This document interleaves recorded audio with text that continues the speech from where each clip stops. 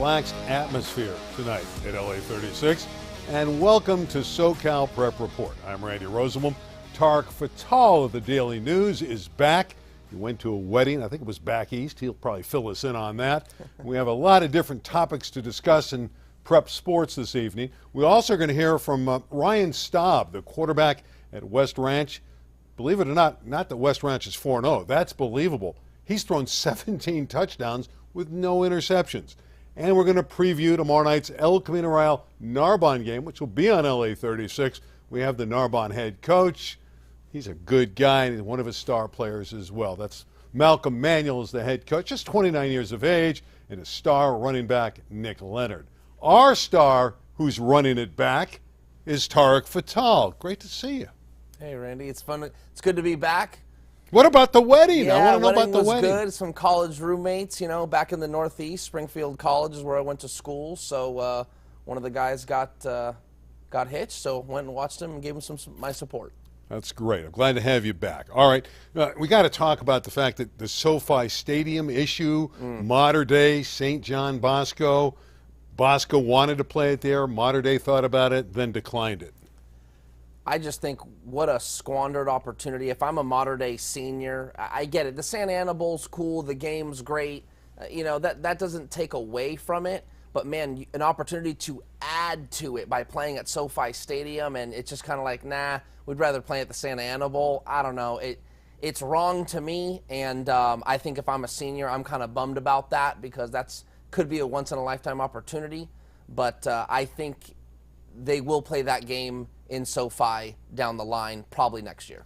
And, of course, the section championships are at the Rose Bowl, so if they meet, that's pretty cool as well. Okay, for the finals, it would be St. John Bosco Mater Dei. Everybody seems to think it's going to go that way, and that would be at the Rose Bowl. All right, flag football. We're hearing a lot about it. All the different sections are talking about it. I know Vicky Lagos, the commissioner of the LA City section, is outspoken about it. They want it, and they want it pretty soon. I think there's an opportunity for a really great I would love to cover girls flag football. I think it'd be a great followed event. I actually think there'd be a really fun aspect to it. I think there's so many great girl athletes in our area. And, another thing that I would be curious to know is how competitive could it be? We see so many transfers in different sports like basketball and baseball and football. Could it get so competitive where we see girls transferring for girls flag football? I mean, why not? So could be an interesting follow. Yeah, they could have NIL deals too. All right, let's talk about some of the football games from last week. I know in your neck of the woods, surprising me, Saugus 16, Simi Valley 14. That was kind of surprising. Yeah, it was a little bit of a shocker. Simi Valley's a team that's known to just score a lot of points. So Saugus out in the Foothill League, that's Jason Bourne, the coach, been there forever, and they're always tough. So they hold Simi Valley to 14 points and score 16. That gets them the win. And Sarah Gardena with a really nice win over Warren. Yeah, Warren of Downey. How about Roosevelt in the city section? Still undefeated, doing great things, doubling the numbers on Dorsey. Marshall, what a performance. They had lost 10 straight games. That's their rivalry game. They win 40-28 over Belmont. And how about Nick Chilcote? 21 of 25, 367 yards, 6 touchdowns for the Barristers. If you're going to snap a losing streak, Why not do it against your rival and have your quarterback go absolutely crazy? Yeah, that's certainly a athlete of the week type performance. So good for Marshall to get the monkey off their back. All right, we're going to bring in Ryan Staub, a quarterback from West Ranch who's committed to Colorado. Your take on this guy? You know him pretty well. Well, Ryan's story's been really interesting, and I think a lot of people that do or don't know, he transferred from Sierra Canyon. Now he's at West Ranch, and that's a program that's been on the rise. I've been around long enough to kind of see them start plucking away in the Foothill League, and this is a program that could potentially win their first Foothill League title in program history, and Ryan Staub has a lot to do with that. All right, let's talk to him right now. Ryan, welcome. My first comment to you is every time I see you, you're smiling. Are you that happy in life? Is life that good for Ryan Staub? I'm just happy to be here. It's a cool opportunity to be talking to you guys. So. All right, let's talk about this start for your football team. 4-0, 17 touchdowns, 0 picks. Why have you had so much success in the 2022 season? Well, I think the biggest thing is just experience. I had a whole year in my junior year under my belt. And so just next year in the offense, I have great receivers. They make great plays, and a great line and a great offensive scheme that we run at West Ranch. So, Ryan, that opening game, I don't think people were expecting you guys to knock off St. Francis. And not only did you do it, you scored 61 points on them. And, man, what an outstanding way to start the season. And then you've kind of kept it rolling. Can you talk about having success and then not being happy with that, continuing to build on that? Talk about that a little bit. absolutely. I mean, it was a great win for us, a great program win. Taking down a big private school for West Ranch is a big win. But I think the big thing is to realize for the whole team that we haven't really accomplished anything. Nothing's really been accomplished until we take down the Foothill League, and that's the main goal, and that's the goal every year. So I think Tark buried the lead in the St. Francis game. I think Mr. Staub threw for like 6 touchdowns and ran for another one. So, Ryan Staub, let's talk about your individual performance in that game. And don't be, it's the rest of the guys. How good were you against St. Francis? yeah, I mean it was a fun game for sure. Everything seemed to be working. The offense was really firing on every cylinder. We seemed to not even really run the ball. We had 5 one play scoring touchdown drives. So that just shows you we were never on the field. I think I attempted 25 passes maybe, or 21, 25. And so putting up 61 points with only that few attempts is pretty impressive. So the offense was just on the money that game.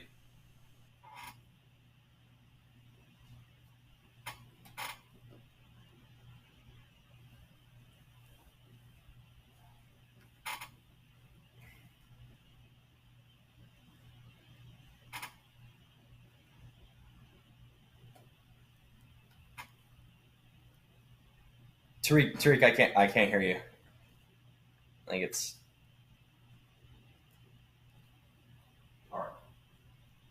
Tarek. Sorry, yeah. I think it's cutting out. Oh.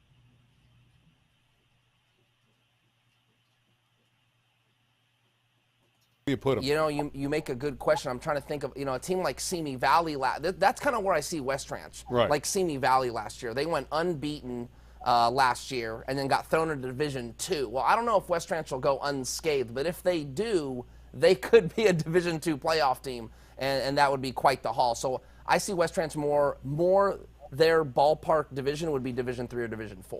Okay, guys, I think we should try to bring up the Narbonne individuals, unless we can't.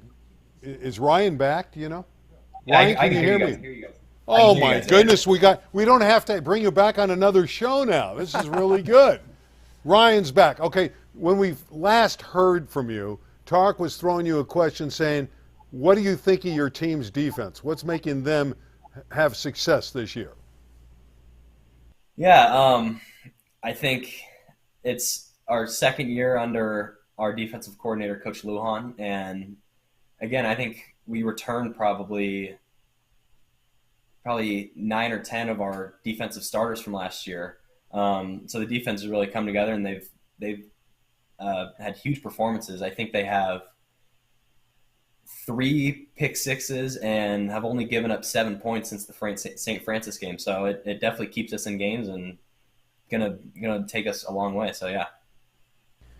Ryan, talk to me a little about, the transfer from Sierra Canyon. Okay, you transfer from Sierra Canyon. You kind of get, I don't know if you want to call it a second chance, if you want to call it a new start, a new team, but certainly things have gone well since you transferred from Sierra Canyon. You're at West Ranch. You're going to Colorado. I don't even think it's a bad thing to say, hey, you moved schools and now things are going great for you. How can you, talk to us about that a little bit? Yeah, well, I mean, I learned a lot of great things at my time at Sierra Canyon. I know going back to my hometown West Ranch was just the best move for me. And I really think I was able to blossom under that system at West Ranch. And I think it just really goes to show that at the end of the day, anyone can get recruited going to a public school. I don't think it matters if you go to a top-notch school like Sierra Canyon, respect to their awesome program. But I just think it shows that you can get recruited from any public school, any private school, anywhere you go. Ryan, why Colorado? I know you liked Boulder when you visited there. We're running out of time on this segment, so I want to find out why a young man from the Valencia, California area matriculates to Boulder, Colorado for his collegiate days. Well, I mean, it's hard to deny any school in the Pac-12, but not only just that, I think I fell in love with Boulder itself. If you haven't been, it's beautiful. It's an amazing campus, amazing school. It's local for the most part, and I think at the end of the day, the biggest thing was just the coaching staff. I just see great things coming up ahead for Carl Durrell and the whole staff, and offensive coordinator Mike Sanford has just been a really cool sort of mentor and coach for me to have built a relationship with these last couple months. Well, we appreciate your time. We appreciate the fact that you stuck with us there. We had a little technical glitch, but you're a bright young guy. Continued success. Best of luck tomorrow night against Canyon, and we look forward to seeing you soon and hopefully a deep playoff run for your West Ranch football team. Absolutely. Thank you, guys. Thank you, Randy and Tark. All right. Thank you. He's having a great year. There's no question about it. Yeah, every time I always text his coach, Chris Varner, like, hey, how many touchdowns did Ryan throw on Friday night? And he'll throw a lot more this season. What's the over and under on this game? West Covina 27, Valencia of Placentia 20. It was 2020 the last time I checked it. We got this live look in here. This is obviously a really good Thursday night game. Yeah, I'm not too familiar with these two teams, but hey, when there's a one-score game with a couple minutes to go, that can make things real fun. So we could be in for a tight finish here. This is a dramatic game. Yeah, and once again, I'll repeat myself. It could be in for a tight finish here. We won't see it though here. We'll just, we just dip in and out on some of these games. Yeah, what a teaser. What we will see is Narbonne tomorrow night hosting El Camino Real. ECR just picked up a victory last week against San Fernando, buried the Tigers. It was a big score. Narbonne has really gotten off to a terrific start. They're 3-1. They're playing well. They think they can compete with all the different teams in the city section. They know that they'll have a measuring stick game in a few weeks when they play San Pedro in their Marine League, so that'll be interesting. So let's bring in the guys from Narbonne High School. There they are. We got Malcolm, who's the head coach, Malcolm Manuel.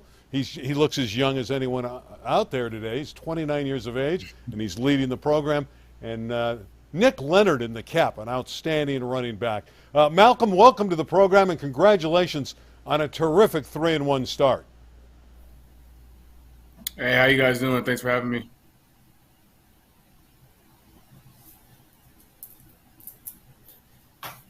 Won a division title. I know you think they're physical. Can you match their physicality? I think so. I think we have similar size up front, if not bigger. So the way we've been playing the last few weeks, especially with our run game, inside in between the tackles, I think we can match it perfectly fine. Speaking of your run game, you got Nick Leonard here. Tell us why you think Nick Leonard is such a special football player. I know you're really high on your running back.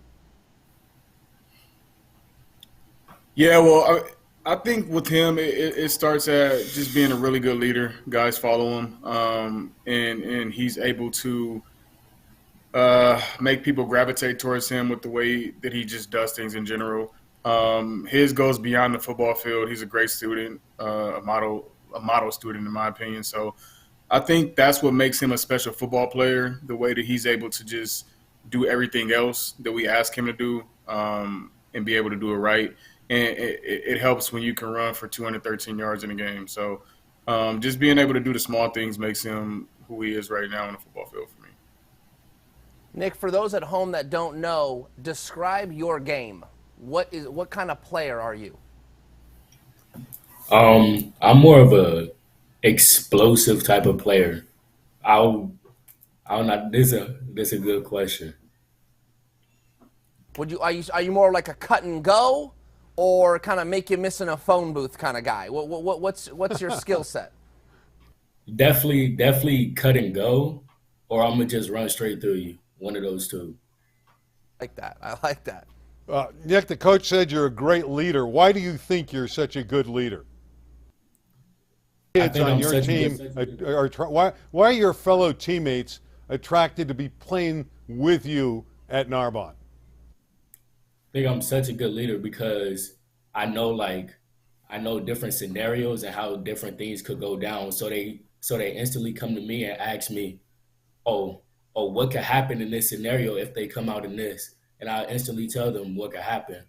It's different things, and then it's off the field stuff too, like telling people different stuff, like getting to class and stuff. Coach, you are a young person, and you have an ability to maybe relate to these players better than some other coaches. Do you feel like that's an asset of yours? You kind of know, maybe a little bit more what they're thinking. You're probably more in touch with what they're listening to, maybe stuff that they're watching that other coaches might not be in tune with. How does that help you? Yeah, absolutely. For me, it's one of those things that I use to my advantage. I try to always be in tune with what's going on now. Sometimes I feel a little bit older because the styles and everything it changes so much. But having younger cousins that are around the same age as these guys, and nieces and nephews that are in a similar culture, it keeps me up to date to what I need to do. And I think that the way that I approach them a little bit more, and them seeing me still be younger on the younger side, it helps our relationship a lot, because a lot of them just feel like they can just kind of talk to me and approach me more. And that's just been the great thing about it. They understand that, even though I am young, I am the coach, and they can talk to me about things that probably, like you said, older coaches or older people in general wouldn't understand.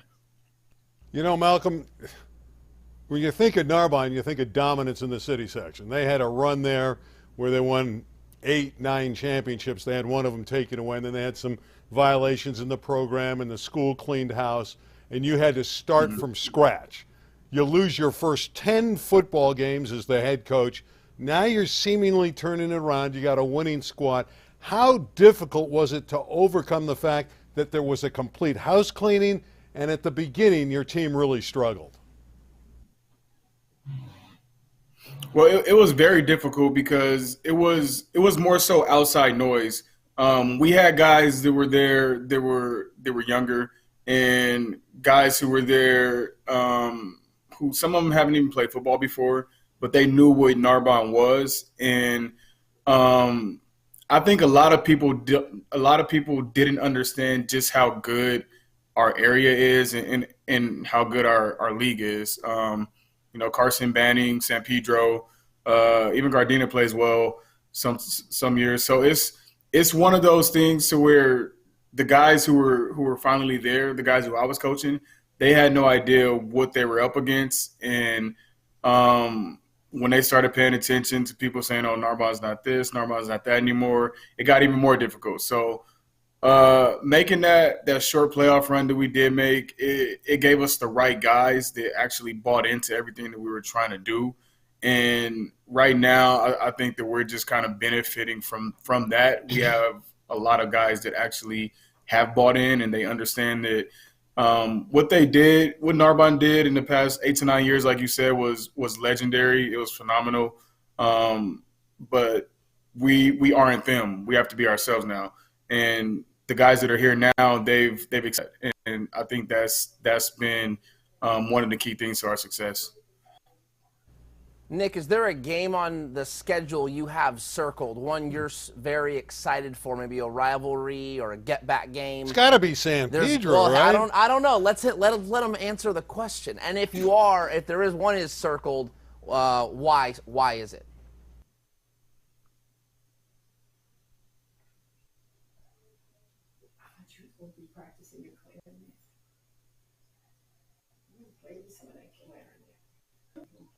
For me in the morning. Supposed to be practice. Are you muted? Football, good coaching staff. Go ahead. Nick, can you repeat that again? We got you now, yep. Can you repeat your answer, Nick? If I had one game circled, it would probably be Banning. Banning has really good players, really good coaching staff. We could come out early, dominate them. It'll be a good close game. Wrong again. Yeah, that's why you got to let him answer. I know Randy. that, but I'm a typical, hey, San Pedro's right now undefeated. They're playing really great. Coach, talk about being a coach in the Marine League, where you mentioned some of the other schools, but how tough that is week in and week out to try to win football games against quality competition. Well, it's difficult only because we get a double dose, I think, of having very athletes and at the same time teams that are well coached. You got like I mentioned those schools earlier. You got Pedro, Banning, Carson, Gardena, and you're going to get something different from all of those schools. You know, there's not going to be a time where we play, because we play Banning and San Pedro back to back. It's not like we're going to get the same exact offense week after week after week. You're going to get guys that switch things up, and teams that love to play physical football for 4 quarters. So you have to be built for it, man. You have to have a team that's willing to actually compete for 4 quarters and be committed to playing a physical game. And I think the Marine League from top to bottom is probably the most physical league in the city. I would agree. I think over the years, there's no question that when you talk about Carson, Banning, San Pedro, Narbonne, it's the best league in the city. It always has been. I think maybe it always will be. Coach, good luck tomorrow against El Camino Real. Nick Leonard, what do you think? You go for 200 yards tomorrow and 2 or 3 touchdowns? How's that sound? It's going to happen. It's going to happen. We're going to be looking for that then. Guys, thanks a lot for stopping by. Look forward to meeting you guys tomorrow night on the call tomorrow when El Camino, the Royals, take on the Gauchos. Best of luck, and we'll see you tomorrow night, guys. Thanks, Randy. All right, you got it. Thank you.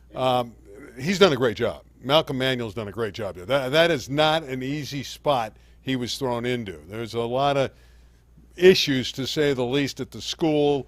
And it's from a school that the bar was so high. He comes in, all the players vacate, and he had to start from scratch. And here he is.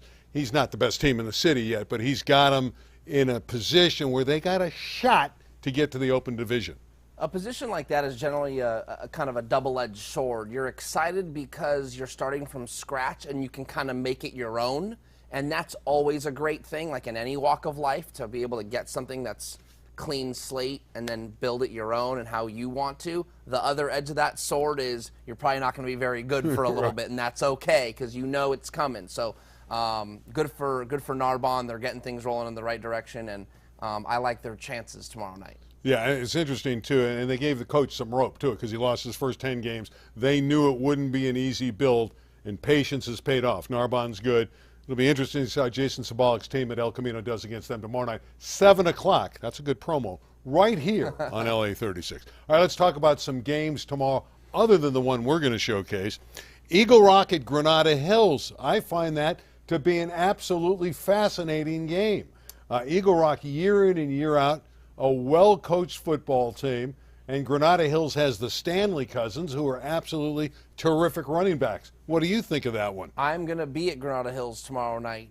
There's some other big games in the Valley, but that's the one I want to be at just because I want to see Dijon and Daryl Stanley play with my own two eyes. I don't know if I'll get another chance to see them. So tomorrow night's my night. They play unbeaten Eagle Rock. I like the Highlanders in that one. And then I see on there Palisades, Cleveland. That's another city section matchup. That would have been good. Are you going to go over there?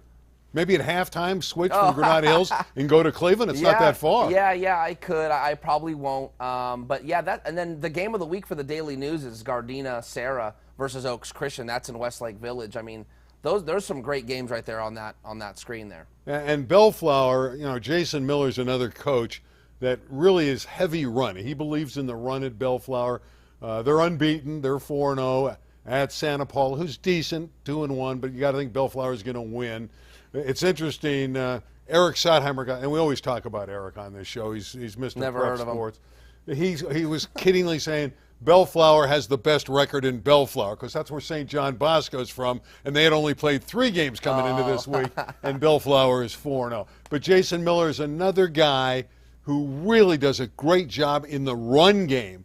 And I'm finding that you look at the Roosevelts and the Bellflowers and some of these schools that really run the ball effectively, they're a tough team for most of these other schools that are so pass-happy and pass-oriented now. They just don't play against teams that feature the run. Yeah, I mentioned double-edged sword. That's kind of one of them nowadays. It's like a basketball coach coming to you and going, hey, Randy, we're going to slow it down every play and run a play. And, yeah, in football nowadays, you want to spread it out, have a little fun, air it out. It makes kids want to come and be part of your program. It's hard to get the kids to buy into kind of running the ball, cloud of dust 3 yards, cloud of dust 4 yards. But when you're winning, it's easy to get on that bandwagon. So good for those coaches. You weren't here last week. You went to the wedding, and we were happy for you. But I went on this rant that Mater Dei and St. John Bosco had really separated. And what's the score here? Oh, it's a 1-point game, 27-26. But I went on this rant about, wow, they've completely separated. Do you agree with me, or is one of these other teams going to come out of the woodwork and threaten one of those teams in the southern section? No, I think the gap is too large. Okay. And St. John Bosco and Mater Dei are literally on an island, and they're surrounded by 50 miles of water. No one can get close to them right now, and we saw that. Bishop Amat played St. John Bosco a couple weeks ago. It wasn't even close. Centennial, who Right. is an outstanding program with great coaching and a quick off. I mean, they are unreal, and it wasn't even close when they played Mater Dei. And I think, to take it even further, Randy, I think the CIF might need to step in here. I think there's an element of like, wait a minute, this is getting out of hand. What is competitive equity if we can't even if we just know it's the two teams every year? Yeah, but isn't it a situation where it goes in cycles? I mean, yes, they're the greats now, but times change. For now, they are dominant. Well, but if you start to tinker with this, and then now's window is getting it's stretching a little bit. It's a stretch window. It's stretching. But you could have said the same thing about Narbonne in the city section. Was it getting out of hand? Were they dominating every year? Finally, they had some issues. The program changed. I don't know. I think you let it go for now. Yeah, well, for now, maybe it's like one more year. I don't know.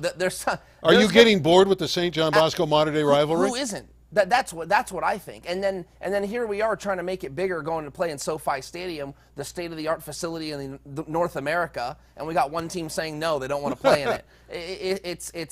It's really a shame. It's really a shame. It's like, if it's going to be some big, awesome showdown, put it on a great stage and let's go. And we got one team saying, nah, I'm good. I'll play in my backyard.